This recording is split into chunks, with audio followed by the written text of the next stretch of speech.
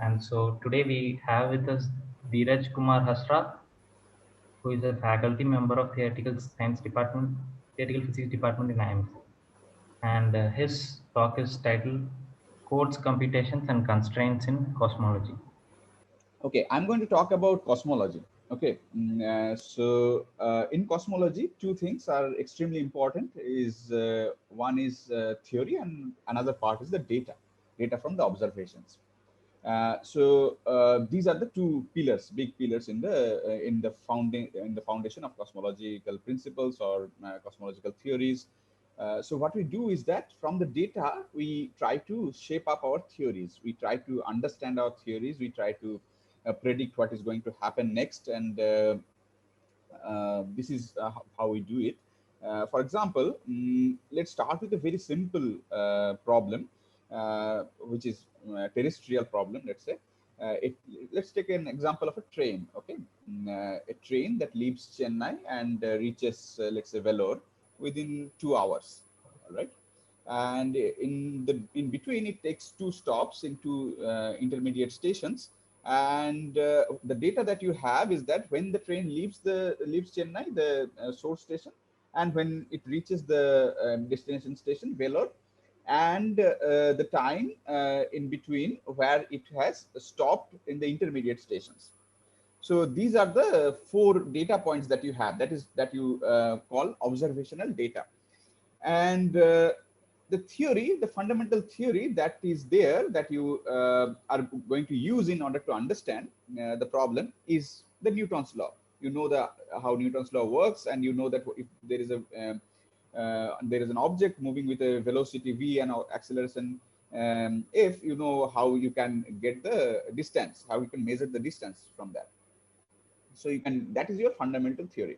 And the problem is that somebody asks you that what is the velocity of the train at different points in between the stations. All right, so you try to formulate your theory. You need to have some assumptions are that the train will have, so the track is uniform or not, whether the train is going to have variable speeds in between, and when the train starts and when the train stops, the train accelerates or decelerates, and what is the probable acceleration and deceleration of the trains. And using these values, and of course there is another thing that will come in, is the prior information. Prior means that a priori what you know about the train. You know that the train cannot have the lower speed than zero. It has a limiting speed of zero. It cannot have lesser speed than zero, and then it cannot also go more than 120 kilometers per hour. So these are the priors that are given. So using all this, you formulate your theory. You build up your theory with these assumptions and priors and the Newton's law as your fundamental theory, and you write a code to solve the theory. As you know that this is a complicated example, slightly complicated example compared to an uniformly speeding train. And you need a code to solve the theory, let's say. And then you have a statistical estimation. Statistical estimation says that how likely is your theory to match the data. So that is where we try to write some statistical estimators. That is called likelihood, which is what I said, that how likely is your theory to match the data. And you want to maximize the likelihood by varying your parameters. You have the theory, you have some parameters in your theory, and you vary the parameters, and you see how your theory matches with your data. And that's how you can understand what are the parameters in your theory. You can get constraints on your theory. Okay, so this is how things are done also in cosmology. There are also other ways to do things in cosmology. For example, uh, you can use the statistics, and you can build up methodology to do the reconstruction.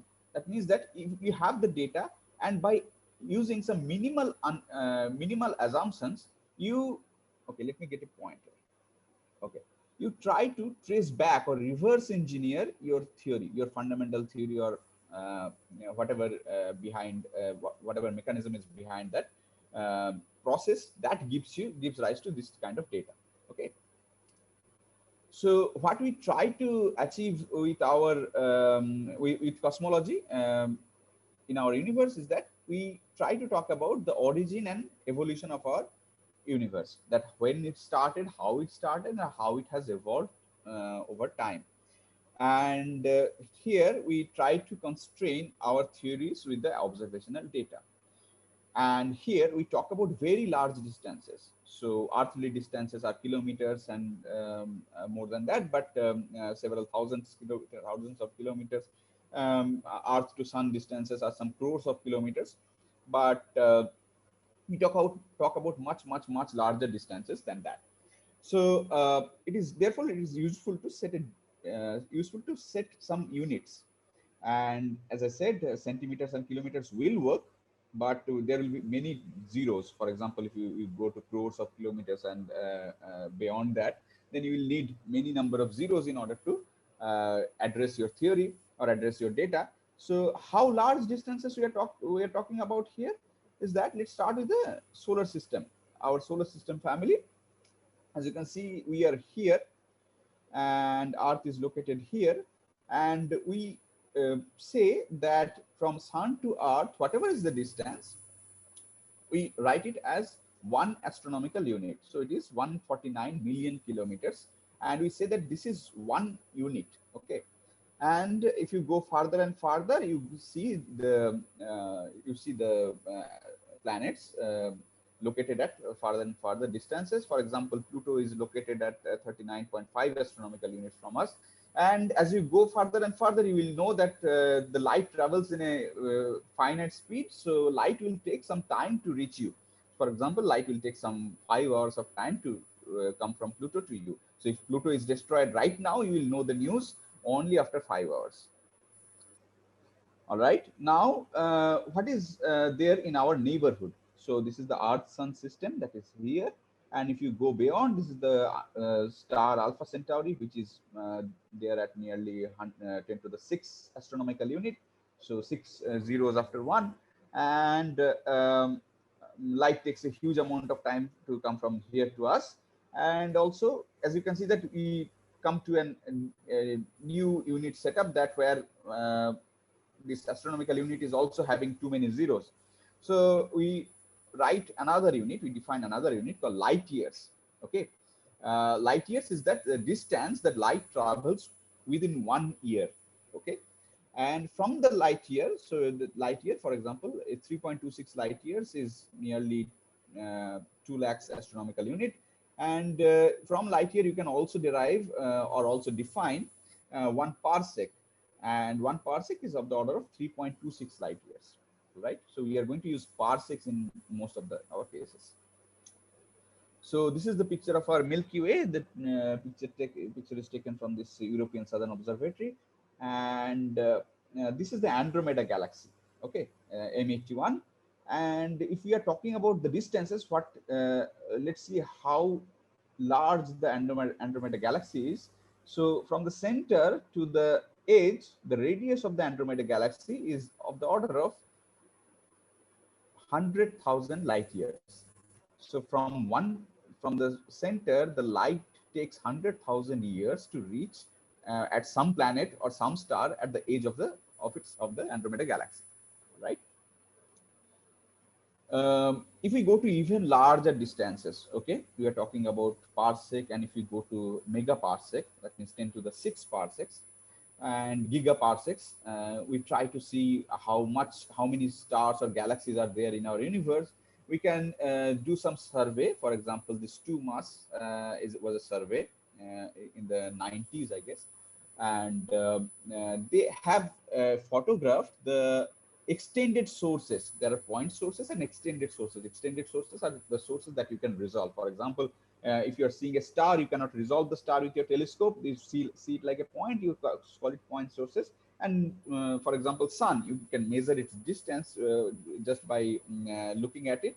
Measure its diameter or apparent diameter, whatever you call it. You can see some finite length in the sun's diameter that you can observe from Earth. So that you can call an extended source. For example, extended sources, when you use a telescope and you look at the sky, you can resolve the galaxies, and they are extended sources. So there are many such extended sources. as you have seen.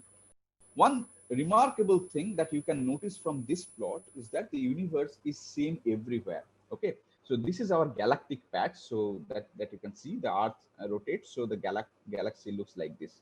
So it is in a particular frame of reference that we have chosen.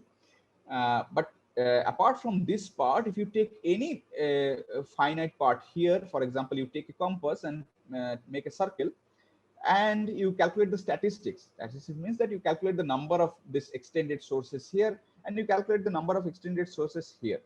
You will find that the numbers are very close to each other. You take here also, they will be very close to each other. But what happens if you take a very small place here, very small place here, and a very small place here?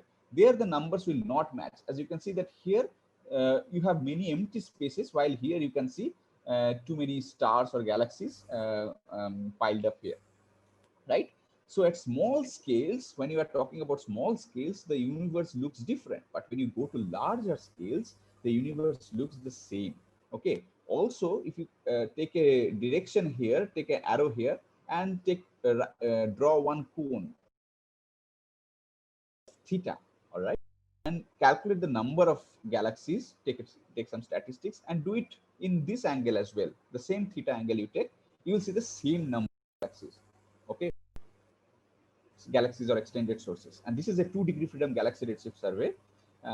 Here also you can see the same, that if you take any angle here and here, these are the galaxies, by the way, you will see the same properties, same numbers of galaxies in different directions and in different places.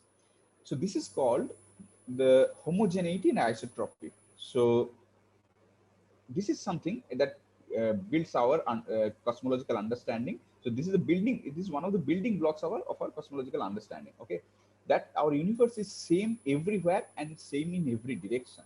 So it is homogeneous. That is saying same everywhere and same in every direction. Whatever direction you are looking at, it should be same.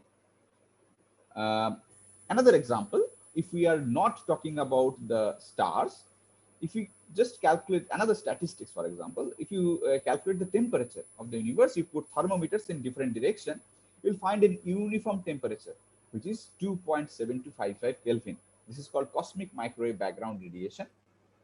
And where the photons, for example, I will explain as we progress in this talk.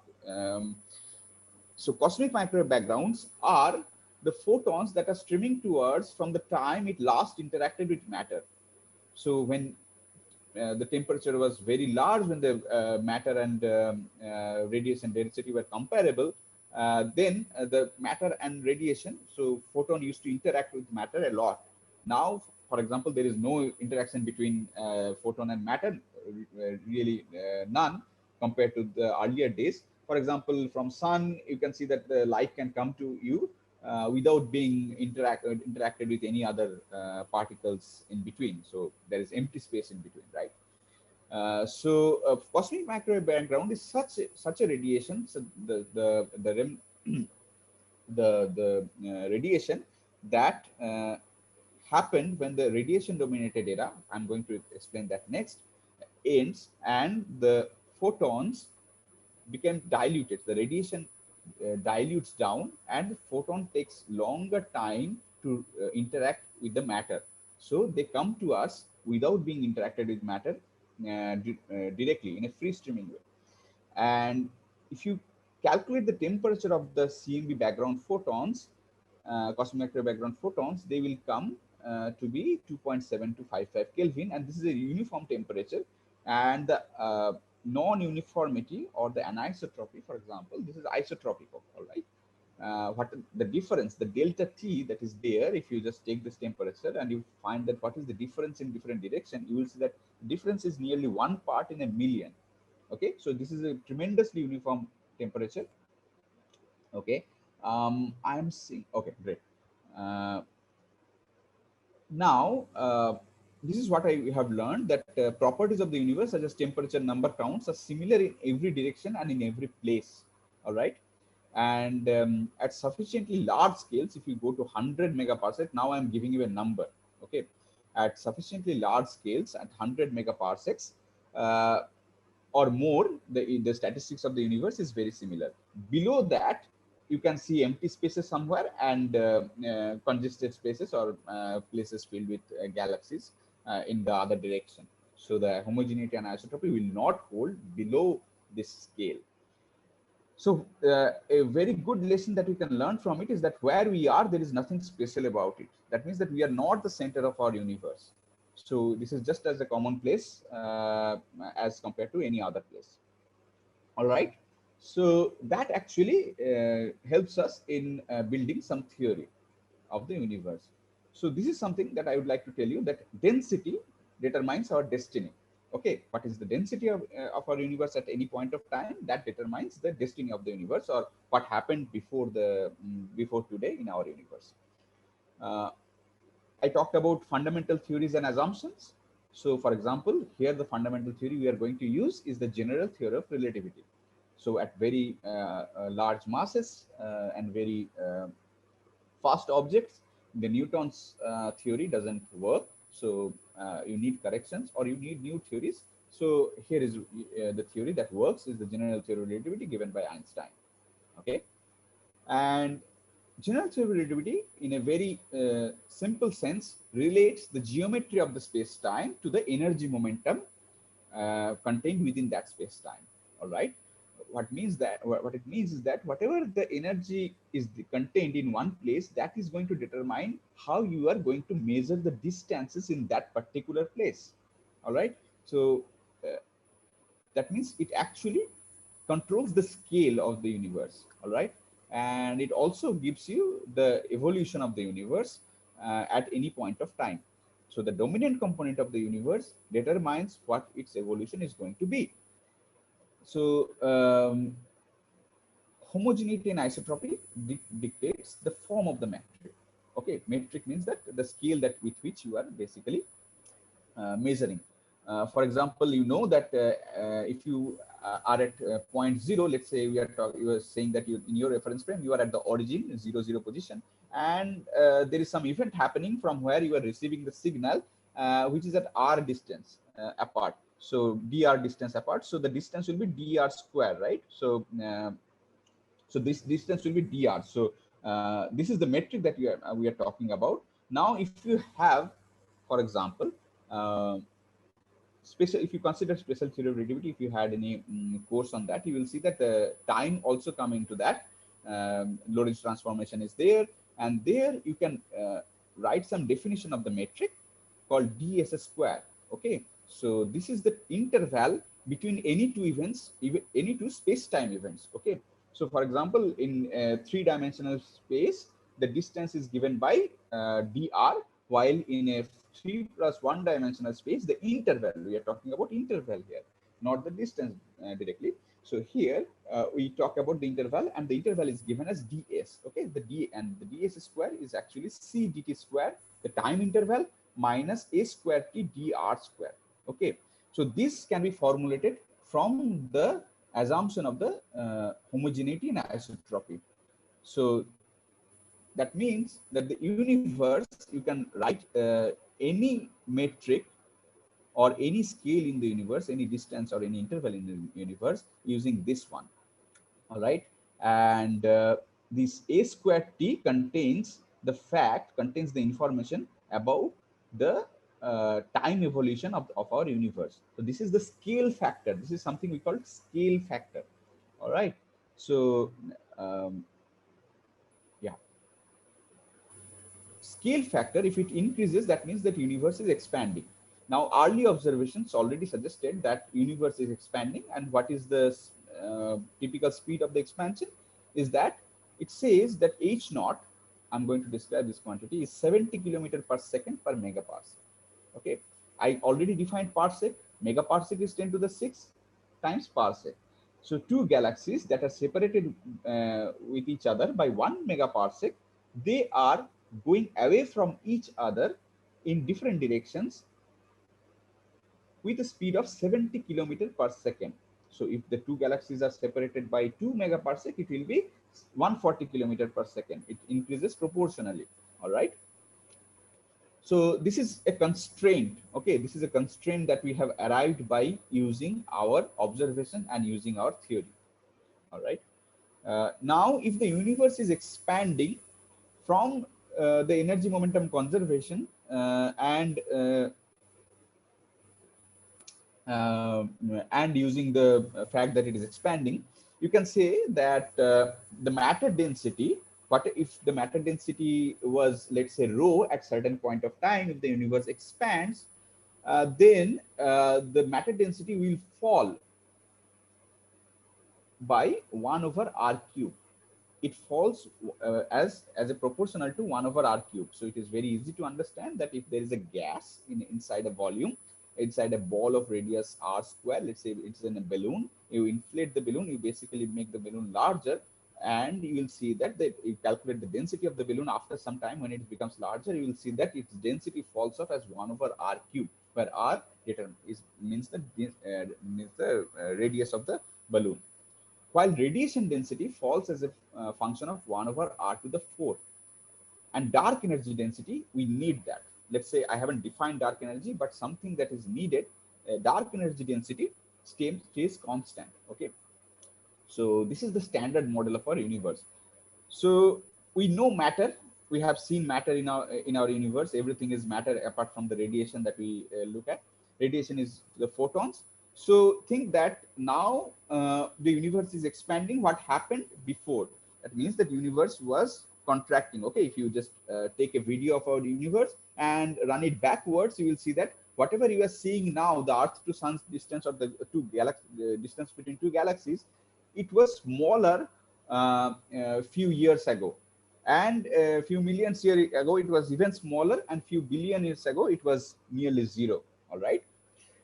So if that happens, then you can say that at some point of time, if there is an energy density which is constant, and if that is the fate, that is the state of our universe now, that if some constant energy density component is dominant in our universe at this time.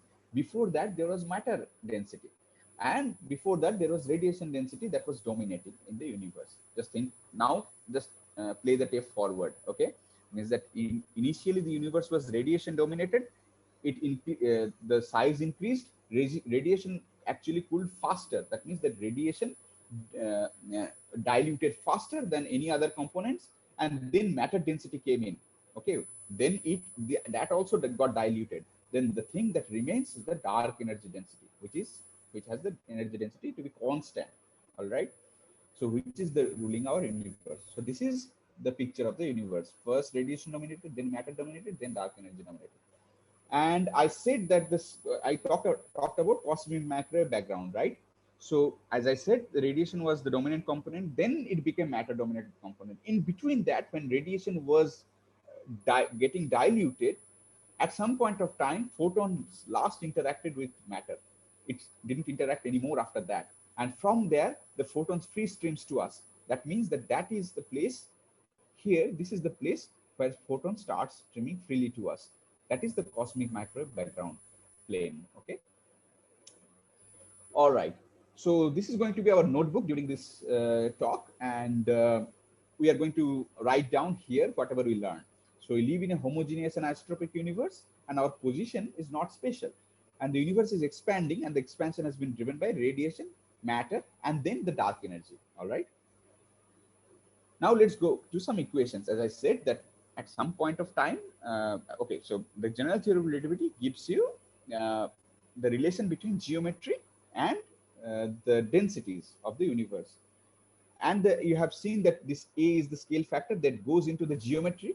From the geometry, you can you can calculate some quantities, some tensors that are there. These are called Ricci tensors. Um, so in the general theory of relativity, given any metric, you can calculate this type of tensors, and you can equate it to the right hand side, which is the energy momentum tensor of the dominant component of the universe. All right, and then you can write down and derive what happens. For example, A dot by A, which is the derivative of your scale factor. That is how the universe is expanding. This is the H. Remember, I said that this defines how the two objects are getting separated from each other at a certain distance. Okay, so, situated at a certain distance. So this is the left hand side. So which is the metric or the geometry of the space time. Right hand side has the rho. Rho means the energy density and pressure. So we get these two equations. These are called Friedmann equations. All right. And we try to solve these equations. And these are the two Friedman-Robertson-Walker Friedman equation that you can get from this Friedman-Robertson-Walker metric. And this G, for example, is your is the gravitational constant that you get from Newton's theory of gravity, right? As you can see that everything is interlinked. Now, from there, you can derive certain quantities. What I'm trying to understand from here is that what is the age of the universe, for example. All right. So here we had the equations. We can make some variable change. We can and we can write down these equations like this, where okay, just do not just ignore this quantity called z. Z is called redshift. Just think that the z is actually some transformation of time. So higher the z is, the earlier the time is. Okay. So at any point of time, the speed or this quantity h, this is called Hubble parameter. The Hubble parameter at any point of time was given as this one, where these omegas are the densities, okay, densities of the universe at a particular time.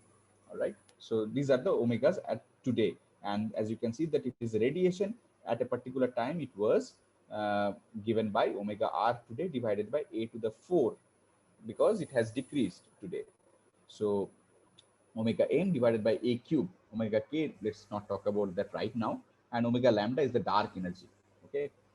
So if somebody asks you that what is the age of the universe today, so you say that okay, I'm going to integrate this equation and I'll try to find the integration. I will write the dt by dA.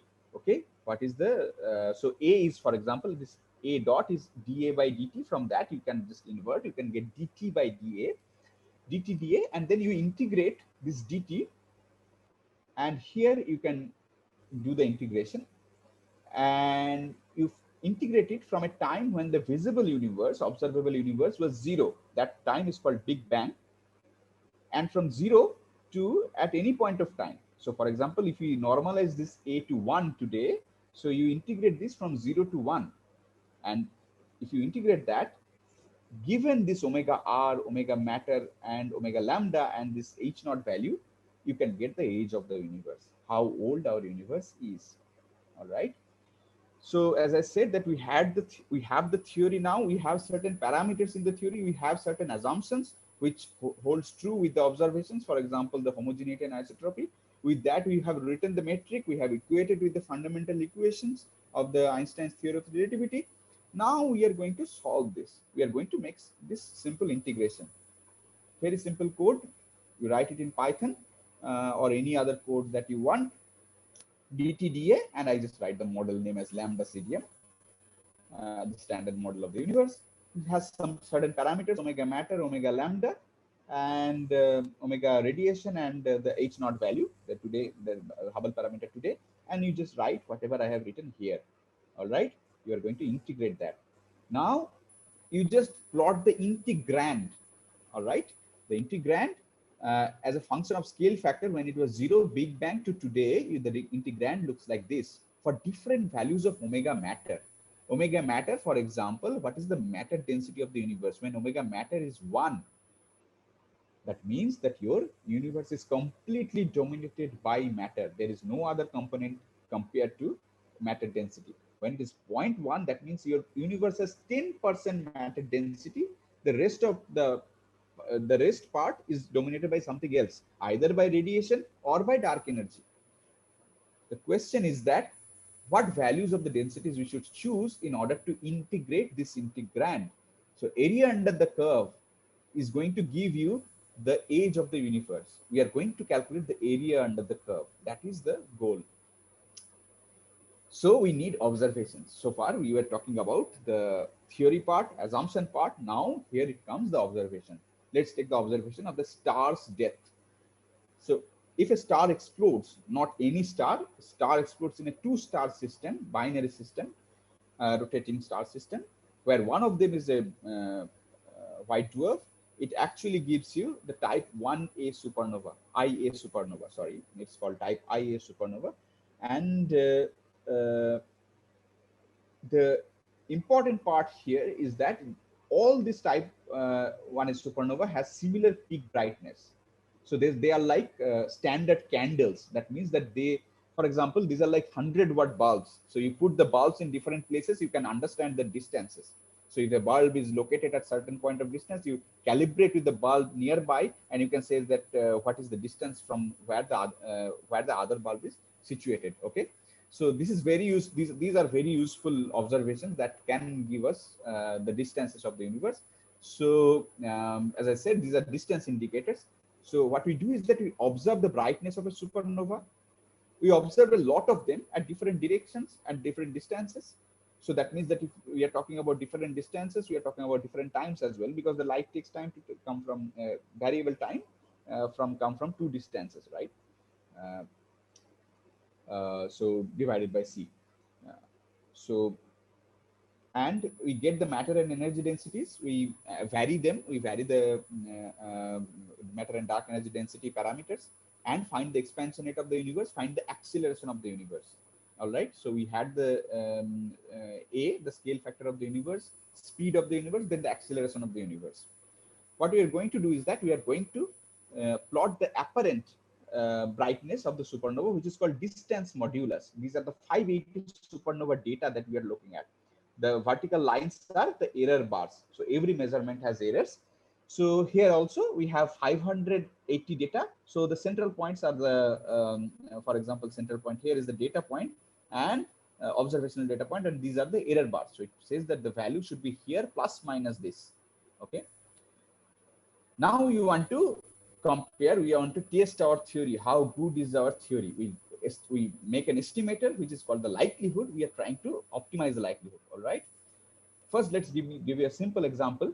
If we have zero matter, we have no matter component in the universe. You see, this is the theory that you are talking about. The theory gives us this as these points. The value should be like this. All right. And if you have for example, you see that this theory is not able to fit the data properly. It is going above. While if you have zero dark energy, everything is matter. What happens is that the line goes below. Okay, so everything is matter, the line goes below. So it is not also a good fit to the data. So the theory is not likely to fit the data well. I take 30% of matter and 70% of dark energy. You see that theory fits the data beautifully. That gives you the understanding of the parameter estimation. Okay. So that gives you, if you calculate the acceleration of the universe, you will find the universe is accelerating right now. For that discovery, Rees, Perlmutter and Smith got Nobel Prize in 2011. Now, the parameter estimation is a little bit complicated than that you need to get the error bars from that as well, because the data has error bars. So your estimated parameter will also have error bars, certain uncertainties.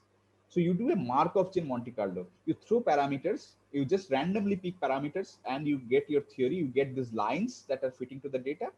And from that lines, you calculate the likelihood, how likely they are going to fit the data. And from that, you can calculate the posterior probabilities. Okay, so this is the distribution. So this is the constraint. These are something called the constraints on the model parameter. So omega matter is the matter density and W is the equational state of dark energy. Let's not take much attention to that, but this is something that the observation tells us just from one observation of the supernova. This says that the matter density is likely to fall between 0. The best fit is 0.317, between 0.317 plus 0.12 minus 0.082. Okay, so this is the bracket. So that means that this is 68% error bar. That means that With a 68% confidence, 68% probability, you can say that the matter density is contained between this region. All right. If you have several other observations, for example, if you this I just showed you this one, so which is the supernova data. As you can see, the blue in blue line, it is given as this. You can have also baryon acoustic oscillation data. You can also have data from cosmic microwave background. You add all of them up, then you can get the constraints of the theory in a much better precision, okay, with a much better accuracy. So you see that here we are not able to constrain well. So you can see that here the contours were big, so the uncertainties were big. The bigger the contours, the bigger the uncertainties. But here we are able to constrain the universe with a very good precision. That means that your matter density is nearly 30% with an error bar here, which is very low. Let's not read of the error bar from here, but let's just get the numbers. That our matter density is 30% and the rest is nearly 70% is the dark energy. Now we know what are the parameters. We again go to the Python code and we do the integration. We integrate this quantity and we calculate the age of the universe today is 13.79 or nearly 14 giga years. Okay, so uh, this is the age of the universe today. All right. Now you can calculate the deceleration parameter. Okay, so I said that about acceleration. So deceleration is the opposite to acceleration. Now this parameter q of z means that if it is more than 0, that means that the universe is decelerating. If it is less than 0, that means that the universe is accelerating. And this z is called redshift. As I said, this is a parameter. I'm not going to introduce much about this thing, but z is a parameter. If z becomes higher, that means we are going for the older times. Okay. Now what happens when you have radiation? Initially the universe was dominated by radiation, so universe was decelerating. Then the universe became dominated by matter. The universe is also decelerating, but with a lesser deceleration. Then the dark energy came and we say that the universe is accelerating. So q of z becomes less than 0. Okay. So we learned here that the universe is presently in a state of accelerated expansion driven by dark energy and nearly 14 billion years, 14 billion years old. Probably some text will be cut because I think of the panel, of the Zoom panel, but I hope that you are able to see the slides. Okay. Now we know the evolution of a universe, radiation, matter, and dark energy, and this is the CMB part. Okay, this is the cosmic microwave background part. We can calculate the time here also from what is the radiation dominated epoch time till the radiation dominated epoch ends, when the photon last interacted with matter, is that 400,000 years, and the rest of the 14 billion years is here. Okay, nearly. So actually the total is 14 billion years. So 400,000 years were the radiation dominated epoch, or the time from the Big Bang when the radiation last interacted with matter. You can calculate from here to the two places, to the cosmic microwave background, and you can get the light cone. For example, light cone is something that gives you the causal connection. That means that anything between that has the time to interact between themselves. If the energy has this, okay, so if the speed is uh, the speed of light, so light could have interacted in this light cone, within this light cone. All right. And from here also you can draw backward light cones towards the Big Bang. Okay, so from where the universe has started, let's say our observable universe was 0. Now we know that every point here has a temperature of 2.7255 Kelvin, right? Brilliant. Everything is uniform. Now you see that if you actually draw the light cones, you will see that they didn't have time to interact. For example, this part could have interacted and given this part, and this part could have interacted, but this part and this part didn't interact before. Okay, so light could not reach from here to here. So if there was no interaction in the early universe, how come the universe had same temperature or have same temperature now? All right, so this is called the horizon problem. The cones do not match, light cones do not match. This is the problem of standard Big Bang cosmology. So this is a communication problem. So I have described it in this way, that think of a room with some high temperature in summer. You do not know the size of the room, and you know that someone has turned on air condition, and let's say the room has the temperature 35 degrees Celsius, and you know that it takes time to uniformly make the entire room cooler. At some point of time in 30 minutes, let's say the room have a desired temperature of 22 degrees Celsius. Okay, but you don't wait for that time. You go in 5 minutes when you know that the room is not supposed to be at uniform temperature. So some part of the room will be at high temperature, some part of the room will be at lower temperature, because the AC air conditioner has just started operating in 5 minutes ago. And but you find the whole room, to your surprise, you find to your surprise that the whole room has a uniform temperature of 22 degrees Celsius. How are you going to explain that? Because it is not physically possible, because the interaction didn't happen at a fixed pace. All right. Now, one possible way is that, as I said, you did not know the size of the room. You knew that the room had some, for example, had them 35 degrees Celsius, and you go there and find that the room is 22 degrees Celsius, right? So the possible solution is that the room was smaller. So a smaller room needs less time to cool. So air conditioner has started 35 degrees Celsius. The smaller room takes 5 minutes time to cool down to 22 degrees Celsius. It cooled down, and in the meantime, the size of the room has expanded exponentially, or expanded with a very high expansion rate. So the room was already at 5 minutes was at 22 degrees Celsius. It has expanded, and when you go there, you see that the room is 22 degrees Celsius. All right. So there was something that stretched the rooms apart in every direction, and the properties that were there got frozen in, and you see that the rooms were actually at every corner of the room is 22 degrees Celsius. Although if the room was this big, it could not have interacted between themselves, and the corners could not have the same temperature. So this is the pictorial representation of the problem. So this is what is happening, that the light cones were not able to interact. I say that there was an intermediate period called inflation between the Big Bang and the radiation dominated epoch. And between that time, the universe enlarged a lot. So it exponentially got enlarged. So the universe inflated. So the universe was there. It had the same temperature. Light could have interacted. Then the universe expanded exponentially. The universe inflated. So the other point, all the points of the universe that were in causal contact with each other got inflated, had the same temperature, becomes the same temperature after the inflation period. So every part has expanded. All right. So that solves the problem, and this solution is called inflation. So this is the nearly exponential expansion of the universe driven by scalar field. There are many fields. For example, you know that there are matter fields, harmonic fields, photons, and there can be scalar fields as well, right?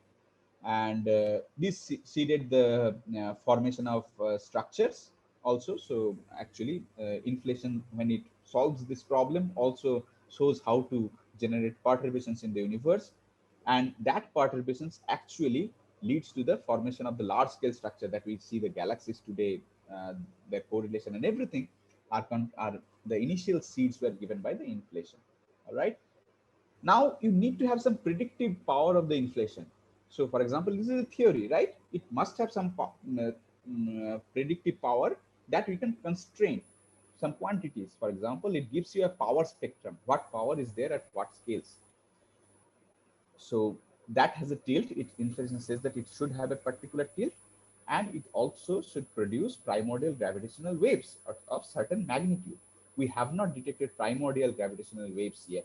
We have detected gravitational waves from collapse, but not the primordial gravitational waves. But we have detected this spectral tilt with a very good accuracy, and it was the inflation was pioneered by Alexis Starobinsky, Alan Guth, and Andre Linde, and many other scientists were there. For example, Slava Mukhanov Sasaki, who actually built the foundations of the inflations as well. So let's write it down. Before radiation domination, inflation drove the near exponential expansion of the universe. Now I talked about the uniform temperature, right? the 2.7255 Kelvin temperature all over the sky of the cosmic microwave background. Okay, Mani, how I'm doing with time? It's been 50 minutes, 40 48 minutes. minutes actually. Okay, 48. 48. Okay, I have 12 minutes more. Okay, fine. Also, there are So, some questions in the chat. Would you like to address them now, or how we'll take many it towards questions the are end? there? Just one question actually Okay, came then to me in the let chat. me wait for a few minutes. Let me just Yeah, finish and sure. then take the question. Because if there is only one question, we can take it at the end. Okay. So the universe has a fixed temperature of 2.725 Kelvin, and as I said, that it has some anisotropy. That the delta T. So if this is T0, the uniform temperature, you actually calculate the what is temperature at different direction, and you subtract this temperature. If you accurately calculate the temperature, then you see that there are some anisotropies which are 1 part in a million. Okay, so that is called cosmic microwave background anisotropy. So George Smoot and John Mather detected this. So first they had two components in that telescope. They sent a telescope to space around end of 1980s, and they got the result in the beginning of 1990s. And they found that the cosmic microwave background has a particular spectrum, the spectrum of black body, and also here the anisotropy looks like this. All right, you can calculate the power spectrum from here. All right, at what power is that there, at what scales? So for that, Smoot and Mather awarded Nobel Prize in 2006. Now let's talk about now we got the anisotropies, right? What we could do next is that we could build better telescopes to have better resolution. Just like your old TV, it has some standard definition, then high definition came, and then ultra high definition came today, right? I mean, this is the standard with the LED QLED TVs. So what happens is that there was another space telescope which is called WMAP, Wilkinson Microwave Anisotropic Probe. What did they do? I don't know why it's not playing. Yeah. You see that it observed the universe in a much better resolution and much better precision. So even the tiny components, tiny changes you can see here, tiny fluctuations with respect to the 2.725 Kelvin. All right. So this was your uniform temperature. You remove your uniform temperature, you see the anisotropy is like this, and then you make it better. You make it even see it in a better resolution. So you can see the power spectrum in a much better accuracy. How we do that? We send telescopes to space. The last space telescope in CMB was Planck, that was launched by ESA, European Space Agency. Before that, the COBE and WMAP. That COBE was sent by George Smoot and John Mather, and WMAP and the WMAP team that also send the thing to space, send the satellite to space. They were all NASA mission. This is the European Space Agency mission. So you send the satellite to space in a Lagrange point L2, and you sweep the space and you look for the cosmic microwave background signal. That means you go to the microwave frequency and record the photons temperature. And the red band that you are seeing is the band of our galaxy. Okay, so that cannot help you in getting okay, so that part is you have to mask when you are doing parameter estimation, when you're comparing the when you're using the data to constrain your theory.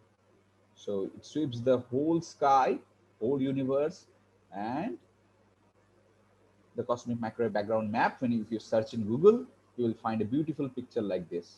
Okay, so these are the fluctuations. Okay, and this is our galaxy, for example, in visible wavelengths.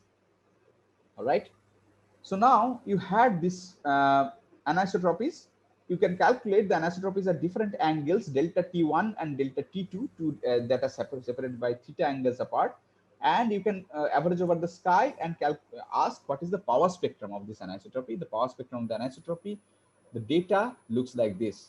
The red dots are the data points, and these are the error bars. Now you have a model also. You have the model of the universe, which is the radiation, matter, dark energy. After that, after you solve the problem of horizon problem, that we have inflation, radiation, matter, dark energy. You calculate your theory, you compare it with the data. The best fit theory to the data looks like this. Okay. So this is a remarkable fit. That means that your standard model cosmology is actually remarkably addressing the data that you observe. I already talked about the constraints on the background parameters, the energy densities. Now I'm talking about the other component, the perturbation that is coming from the inflation, right? So as I said, there are two things. One is two important parameters. One is the tilt. The tilt is called NS. Okay, here, sorry, this one is coming.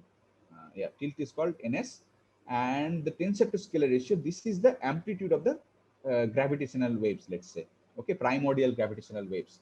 We have not detected that, so you can see that we are not able to constrain that.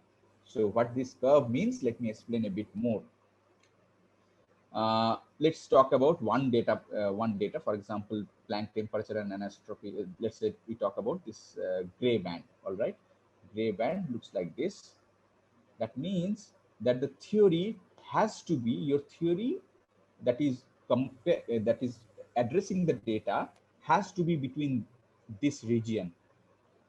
This and we do not know exactly what the theory is, the theory parameters are, and that is what your observation is saying. The observational error bar is like this, but you can see that there are many theories before that. For example, if the theory is here, what happened is that our detection is so precise, our detection of the cosmic macro background is so precise that we have been able to rule out. So anything here, anything is there in the white area is already ruled out. So that means that those theories are not representing the universe, representing the data of the universe. For example, we have not been able to detect the primordial gravitational wave. Therefore, a tensor to scalar ratio of 0 also is within this error bar. That means that we have not detected. So if we detect that, it would look like a closed ellipse. You can see that it is an open ellipse, right? It is like this.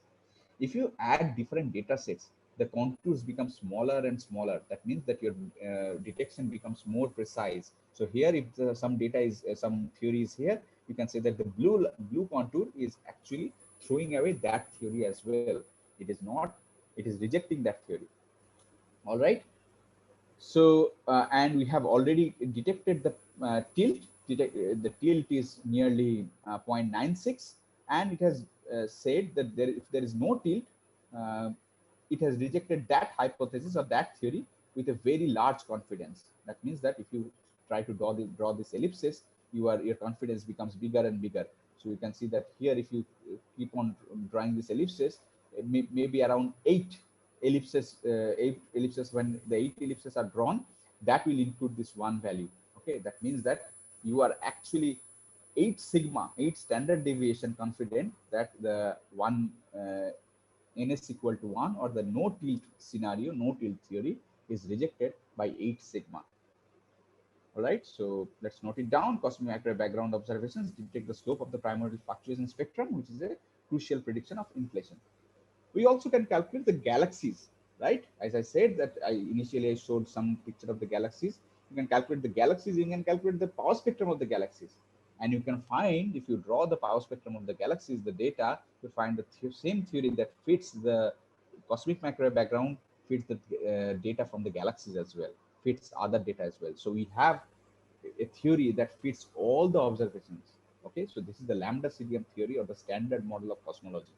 All right, so that is what is happening. So it says that the what it says is that the inflation that actually seeded the primordial fluctuations, quantum fluctuations, with a power spectrum that has a tilt of 0.96, actually seeded the formation of this large scale structure, the galaxies and cluster of galaxies and their correlation. Whatever we are seeing, that actually is the effect of the initial origin of the perturbations that you are seeing at the that you are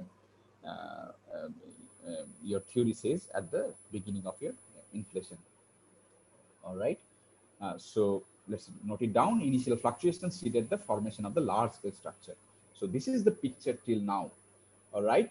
If you want to plot the picture of the universe, this looks like this. It started with the Big Bang. You had inflation, origin of fluctuations that that I said, origin of quantum fluctuation that gave rise to the structures. Then there was this radiation dominated epoch. Then this cosmic microwave background happened because the radiation cooled down. Then matter dominated epoch came in. Galaxies formed. These lines are galaxies, right? And then then there was the stars. If you cluster of galaxies, and then if you take one cluster of galaxies, if you zoom in, you find one galaxy. From one galaxy, you'll find a solar system. So from here we started, right? So you have seen that we have taken a full course of the cosmology from the Big Bang till today. Okay, so what now? What is there next? So we have not detected the primordial gravitational waves. So we do not know. We know that inflation happened. We really know that inflation happened, although it is not completely proved. So to completely pin it, we need another prediction to be proved. That is the primordial gravitational waves. All right. The primordial gravitational wave, you need much better telescope. So this is something that we have proposed on behalf of scientists within India to ISRO, Indian Space Research Organization, and this is called our consortium collaboration is called CMB Bharat, and the telescope is called ECHO, Exploring Cosmic History and Origin. And this is aimed to detect the primordial gravitational waves that will detect the energy scale of inflation. Um, it can calculate, it can detect the neutrino mass also. It can weigh the neutrinos as well, the total mass of neutrinos. It can give a huge amount of information in the reionization era. I haven't talked about this. It can talk about the smaller scale physics as well. And we have proposed this as an ISRO. We proposed this to ISRO as an ISRO and European Space Agency joint mission. And these are the specification. It will be 2 tons. The mirror, it will have diameter of 4.4 meter, and it will have 2,400 detectors, and it can be launched with GSLV Mark III towards Sun L2 orbit. And the PI is Tarun Sarodip of ISAR Pune, and it's called ECHO, as I said, and it will be a near ultimate CMB polarization survey. All right, and these are the working group that are working towards the mission CMB Bharat, mission ECHO, in the CMB Bharat collaboration. So cosmological parameters, weak lensing, and few different other working groups are there. So we made a proposal. Our proposal contained the specifications of the satellite, and using the specification how well we can constrain the physics that is not constrained now, how much better we can do. Okay, so another okay, so it is not approved yet, it is under review. Another survey uh, of which I am a part of. I'm part is the Euclid survey. It is already funded survey. Probably it will go to the space in 2022 or maybe 2023 because of the pandemic delay. It will go to the space, and it will measure the shape and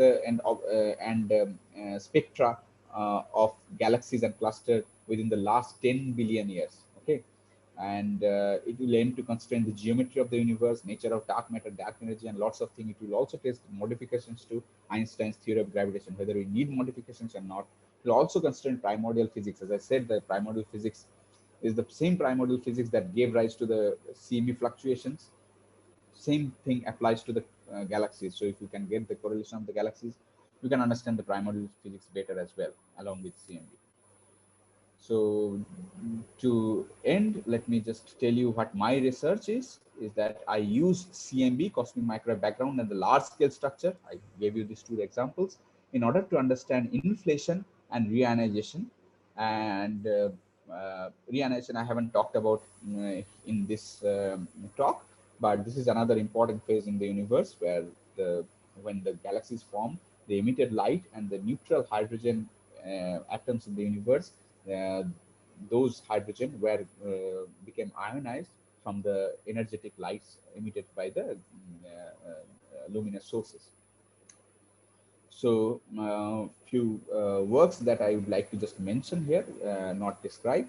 For example, whipped inflation, bingo. So this is a code. For example, as I have stressed many times that the codes are needed. So this is a code that calculates, that takes any model of inflation and gives you the power spectrum. Okay, so that's the bingo code. Reconstruction directly from the data, you can reconstruct theories called modify. I worked on this algorithm called modified Richardson algorithm in this collaboration. I've reconstructed realization histories as well using different data, and with Euclid, I did some forecast, and I did some work on the primordial backward formation and stochastic background gravitational wave as well recently in these articles. So with that, I'd like to stop. Thanks a lot. So we can have questions now.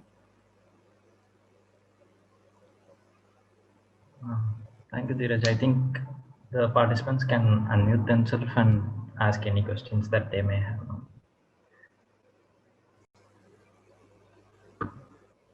Sir, I had a question. Mm-hmm. Sir, while we were considering the inflation theory, we took the example of that room. So my question is, while the inflation occurred in the room, won't it require much time to evenly spread the desired temperature, that is 22 degrees Celsius, throughout the space? Then again, it won't be affecting the age factor of the universe. That is just okay. So let me go to the slide again.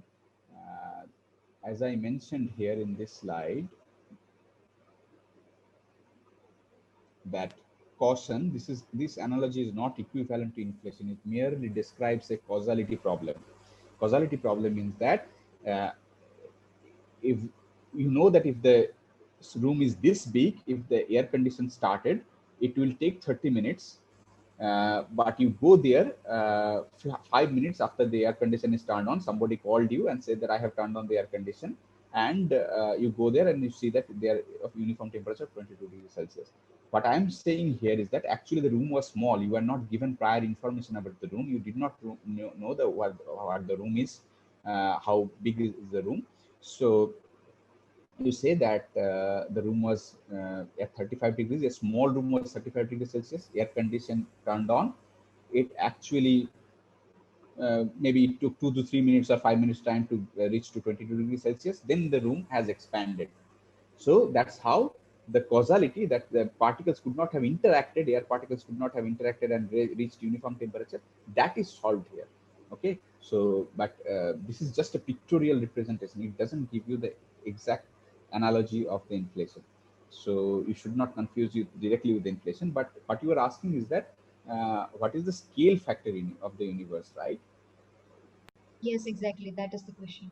Yeah, so the scale factor of the universe is already, for example, you know, from the equations that I showed you, you can already calculate how much the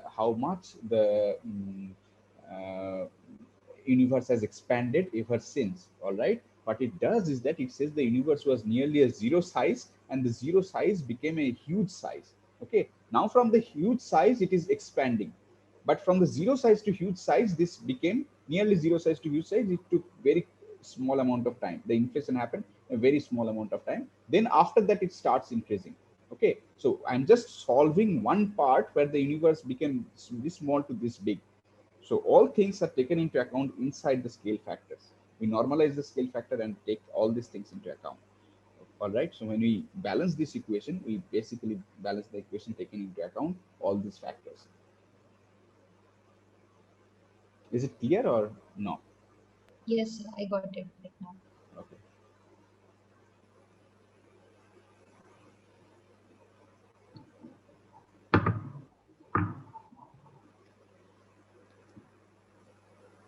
Dheeraj, actually, I had some questions sent to me privately.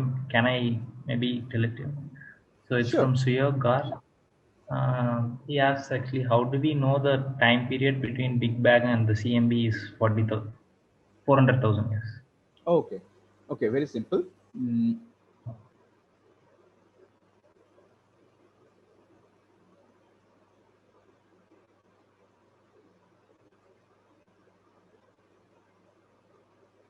I write this integrand. Between Big Bang to radiation dominated epoch, there was no matter. I mean, matter was subdominant component. So, or just think that of the whole equation. All right. So you don't have to think about anything else. Just think about this equation. T is integral of A dA divided by this. You put everything in between. The equation will take care of itself. It will say that at some point of time, omega lambda was very small. For example, here, if you see, sorry, omega lambda was the same, omega matter was small, and omega radiation was the largest, because if A goes very small, this component is going to dominate. All right. Then you integrate from 0 to A. All right. You don't integrate from 0 to A. You integrate from the point 0 to a particular point where the particular point A, where the radiation stopped interacting with matter. All right, that A you can also calculate when the radiation and matter were of similar density. The energy density of the radiation and matter was similar, and radiation became cooler, and then it stopped interacting with matter. That particular scale factor A is of the order of 1 by 1000.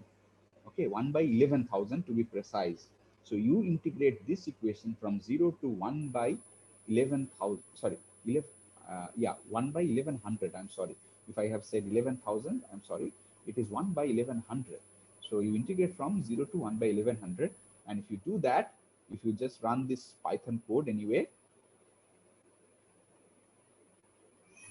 and you say from 0 to 1, if 1 is today, you say 1 by 1100, you will get the age of the universe as 400,000 years. All right. Is it clear?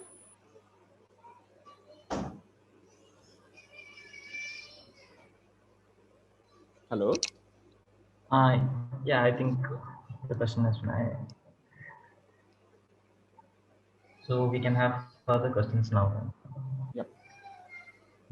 Hello, sir. Good evening. Good evening. Sir, once I read that in the early stages, universe was expanding at speed greater than speed of light. So why doesn't it violate theory of relativity?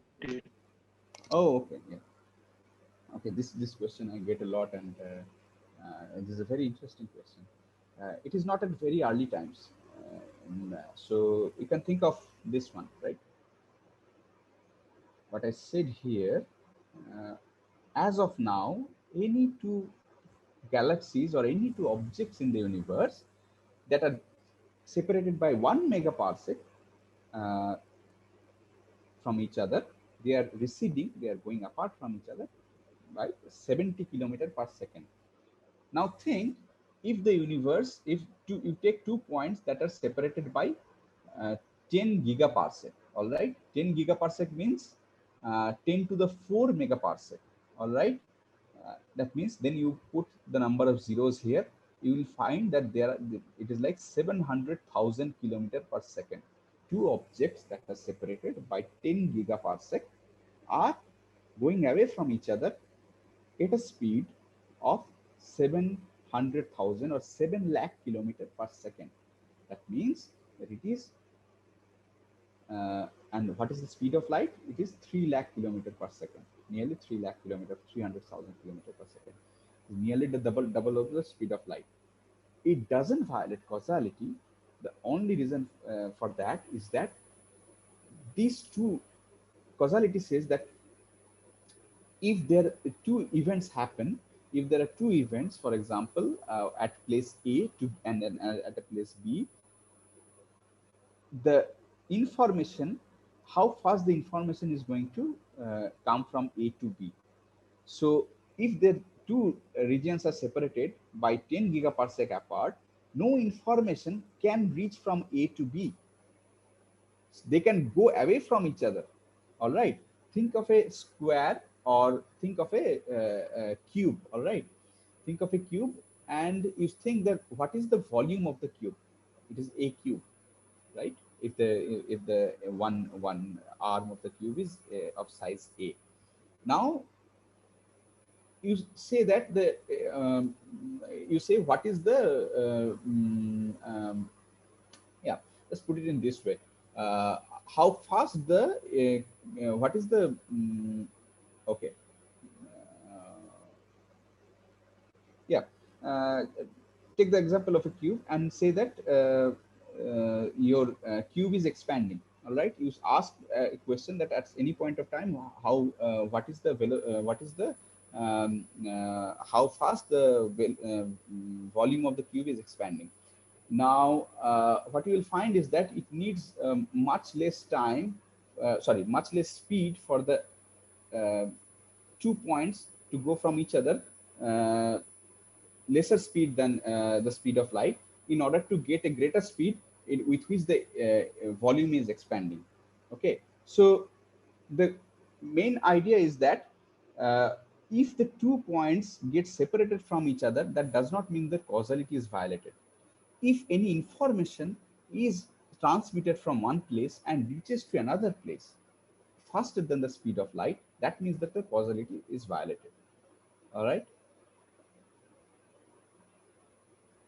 So this is the interval between two events. All right. So it is these two events are causally separated from each other. They are not causally interacting. So that is what is happening. That every point of the universe is going away from each other. So the larger points are going even faster at a faster speed. All right. Any other questions? Mani? There are no other questions in chat, so